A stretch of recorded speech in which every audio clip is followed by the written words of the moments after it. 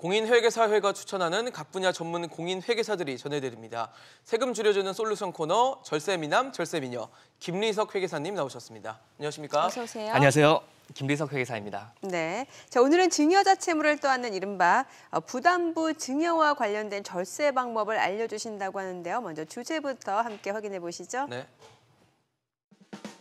부동산 대책 보니까 우리 아파트 두 채 있는 거 나중에 팔 때 양도소득세 많이 내겠던데. 집값이 오르면 종합부동산세도 내야 될 텐데. 아휴, 부담이네요. 이참에 세준 아파트 한 채를 큰애한테 주는 건 어떨까? 지금 살고 있는 아파트도 있어서 증여세가 많이 나오지 않을까요? 그런데 우리가 아파트 담보로 대출받은 게 있어서 그건 증여하는 아파트 가격에서 뺀다던데. 그래요? 그럼 세금이 확 줄겠네요. 그래서 대출을 안고 증여하는 게 나을 것 같긴 한데 남은 대출은 어떻게 되는 거지? 아휴, 큰애 아직 직장 들어간 지도 얼마 안 됐는데 우리가 갚아나가면 되지 않을까요?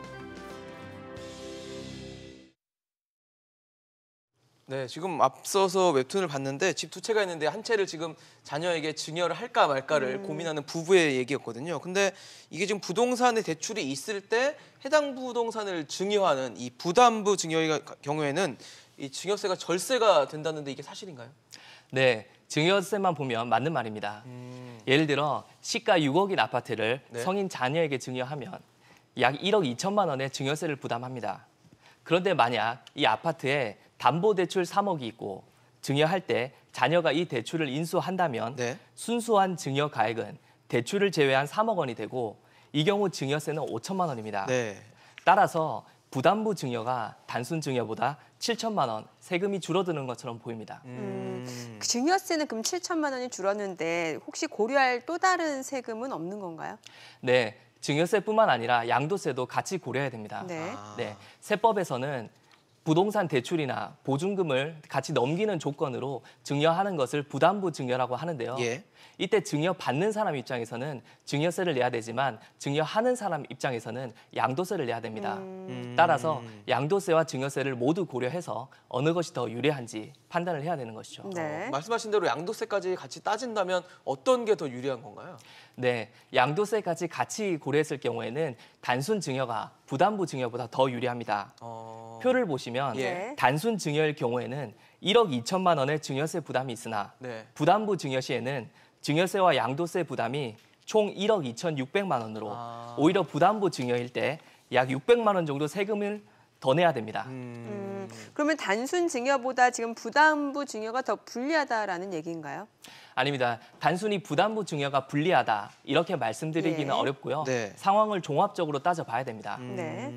부담부 증여의 핵심은 증여하는 사람의 양도세가 얼마인지라는 것인데 부담부 증여로 부모의 양도세가 늘어난 것에 비해서 자녀의 증여세가 더 크게 감소하면 네. 세금을 줄일 수 있습니다.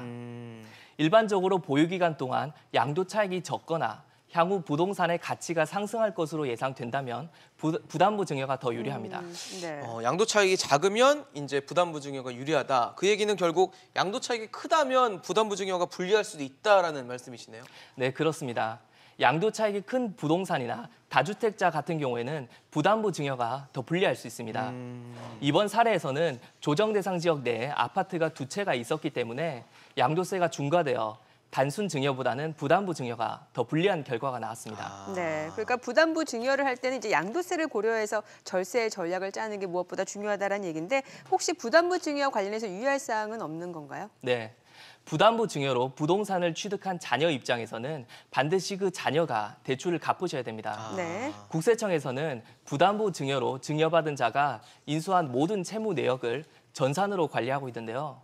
만약 부모가 자녀의 대출을 대신 갚아준 것으로 확인된다면 증여한 재산 전체에 대한 증여세뿐만 아니라 가산세까지 부담하니 주의하시길 바랍니다. 네. 또 추가적으로 이 부담부 증여와 관련해서 좀 알아야 될 내용이 있다면 어떤 것들이 있을까요?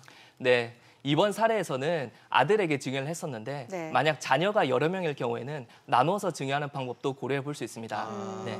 증여세는 증여받는 사람 입장을 기준으로 계산을 하기 때문에 증여받는 사람이 많다면 증여세를 줄일 수 있습니다. 다만 10년 이내 자녀에게 증여한 재산이 있다면 해당 재산을 모두 합산하여 계산하니 이 점 주의하시길 바랍니다. 네. 지난해 12월 16일 발표된 부동산 대책과 관련해서는 혹시 유의해야 될 점은 없나요? 네. 조정 대상 지역 내 다주택자 같은 경우에는 양도세 중과를 한시적으로 배제하는 정책이 발표가 되었는데요. 네. 네. 즉 다주택자가 조정 대상 지역 내에 10년 이상 보유한 주택을 올해 상반기까지 양도를 하면 양도세 중과가 배제되고 장기 보유 특별 공제를 적용하도록 했습니다. 이에 따라 부담부 증여가 단순 증여보다 더 유리할 수 있습니다. 예를 들어 우리 사례를 12-16 부동산 대책에 따라 다시 재계산했을 때 예. 오히려 아까와는 다르게 부담부 증여가 단순 증여보다 2,900만 원 더 유리한 결과가 나왔습니다. 예. 그러네요. 마지막으로 좀 이 부담부 증여에 대한 어떤 절세 전략을 좀 정리해 주시면 좋겠습니다. 네, 첫째, 부담부 증여를 할 때는 증여하는 사람의 양도세를 먼저 고려해야 됩니다. 부담부 증여 시 자녀의 증여세와 부모의 양도세 총합이 단순 증여 시에 증여세보다 줄어드는지 사전에 확인을 해야 됩니다. 둘째, 부담부 증여를 할 때 인수받은 대출은 증여받은 자가 직접 갚아야 됩니다. 만약 부모가 대출을 대신 갚아줄 경우에는 이는 또 다른 증여로 간주될 수 있습니다. 마지막으로 증여받는 사람을 늘려 증여세를 적게 내도록 하는 방법도 고려해 볼 수 있습니다. 네, 알겠습니다. 오늘 김리석 회계사였습니다. 잘 들었습니다. 고맙습니다. 감사합니다.